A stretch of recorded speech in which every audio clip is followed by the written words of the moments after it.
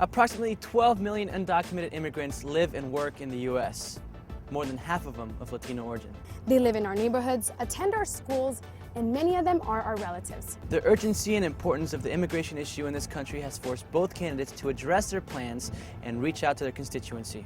Conservative, Latino, Black, white, the immigration issue affects many across the country, as you will see in Andrea's story.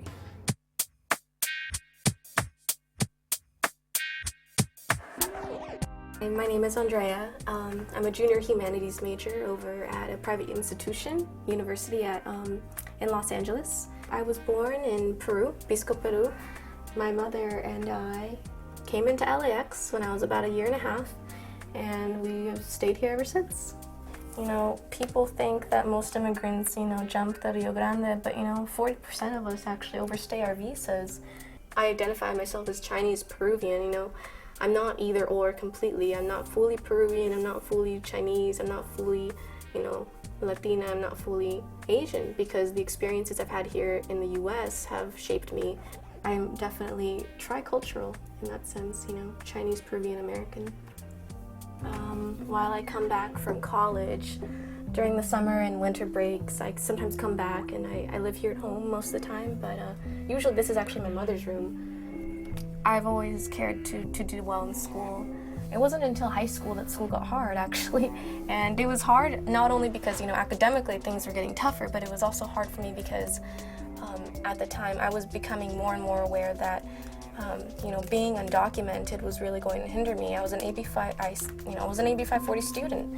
So AB 540 is a piece of legislation here in California that allows undocumented students who graduated from a California high school, have been here 5 years or more, to attend any public university by paying resident tuition. Before that law was passed, they were treated as international students. They had to pay fees that were oftentimes 10 times what in-state residents had to pay. I went to public school all of my life up until the 8th grade, in which I got a scholarship to go to a private school. And there, most of the girls were, upper to middle class individuals who, I didn't feel comfortable talking to anyone about it, nor was I ever taught to be comfortable talking about it. So, being in front of a camera is a big deal for me because I don't speak to anyone about my immigration status. Being in fear and in silence about this, it cuts off so much. It makes it almost impossible for us to get out of this situation.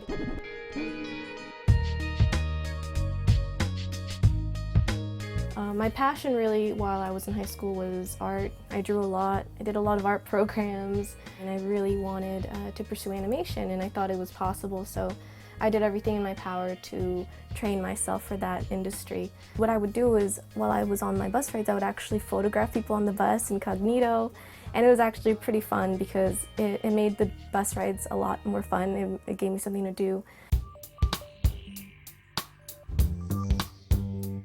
I try not to think about the future at all because that's too scary for me. I spent high school really naive. I really believed I was going to be able to make it to college and it would be easy and I could do it just like everyone else. But I was hit hard. It was like I faced a wall and I realized, hey, I don't have residency. I'm not a citizen, so I don't have access to FAFSA. I don't have access to Cal Grants, to loans, and the cost of living, the cost of college is just too much. It's too overwhelming for someone with all those roadblocks to pick up themselves and be hopeful. In-state tuition at UCLA is something like $10,000 or $12,000. $12,000 for a low-income family that, where their annual income is, anywhere between $20,000 and $25,000. There is absolutely no way that they're going to be able to come up with that amount of money.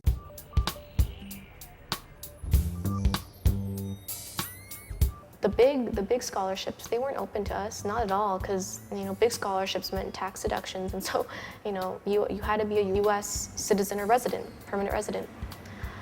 So my goals for now are just to finish college well. If it means that I have to stop and work, babysitting, or work whatever job I can get to pay for graduate school, then that's what I'll have to face. But I'm not going to say I'm going to go to grad school for sociology. I'm not going to say that because I don't want to. I don't want to have that goal I don't want to, shoot too far, because then you just, how do you get up from that disappointment again? People need to stop being so polarized on the issue. People need to be a little bit more patient, to really listen a little bit more to what is this immigration issue? What are the push and pull factors? What is causing people to migrate to the United States? What is causing their economies, to disintegrate that forces them to migrate?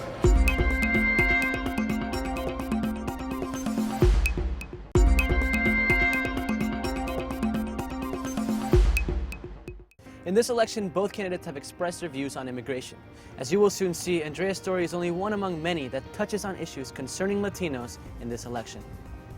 I think it's very dangerous to sort of dichotomize the situation and make it's a black and white thing. They're illegal, and so we need to not have any access to them. The fact is that historically, even the Supreme Court has sort of said, well, actually the primary reason why undocumented students are able to go to K-12 education is because in 1982, the Supreme Court ruled that it would be in the best interest of the United States to educate undocumented students. That in fact, if we didn't, that would impose a lifetime hardship. So we're here at Cal State LA, and the California Dream Network happens once or twice a year, I believe, and they bring students in from all over California who have made their own AB 540 groups.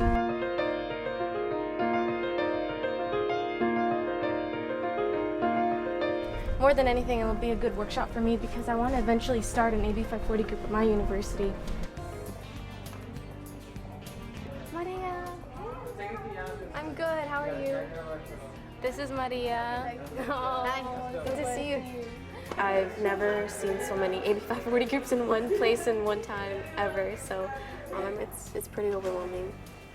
It's good. I can't wait to hear their stories. If you had to describe what Chila does, is we educate, we advocate, and we organize. People need to stop being so polarized on the issue.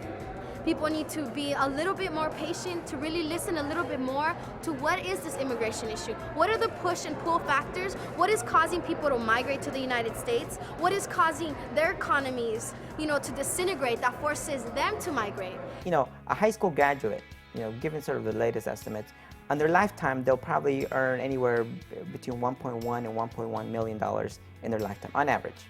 Someone that goes to college, that doubles to about 2.2 million in their lifetime, on average. And so we tax that. So you basically double the contribution to the tax base if someone has a college degree versus a high school degree. But there are also other benefits to society as well, that they make more money, so they consume more. So it's not just what we tax on their income, but also their consumption patterns create jobs. So in this case, you literally have to move these people. Do it. Although I cannot vote, that is why I'm so willing to talk about this. I don't have a voice in this election, and yet whatever happens in this election affects me so much. It affects me directly. It's funny when I hear people tell me, oh, I'm not interested in politics. That's too bad, because to say you're not interested in politics is to say you don't care about your health care, you don't care about the working conditions in the future, and then you don't care about your future.